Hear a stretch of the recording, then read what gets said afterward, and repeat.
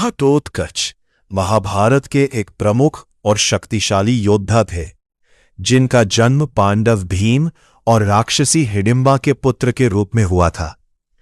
घटोत्कच नाम का अर्थ उसके विशिष्ट शारीरिक स्वरूप से जुड़ा है। उनका सिर घड़े के समान गोल और बाल रहित था।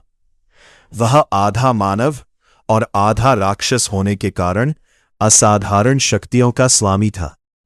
उनके पिता भीम अपनी अद्भुत शारीरिक शक्ति के लिए प्रसिद्ध थे, जबकि उनकी माता हिडिंबा मायावी शक्तियों में निपुण थी।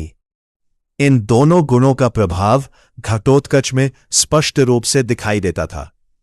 वह रूप बदलने, आकाश में उड़ने और विशेष रूप से रात के समय अपनी शक्ति को कई गुना बढ़ाने की क्षमता रखता था।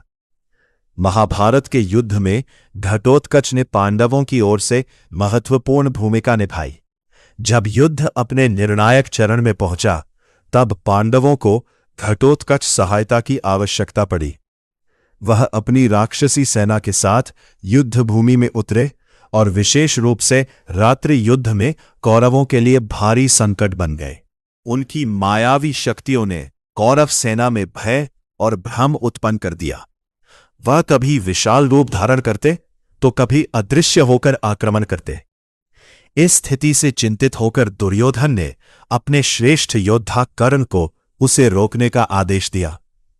कर्ण के पास एक दिव्य अस्त्र था, जिसे वह केवल एक बार उपयोग कर सकते थे और जिसे उन्होंने अर्जुन के लिए सुरक्षित रखा था।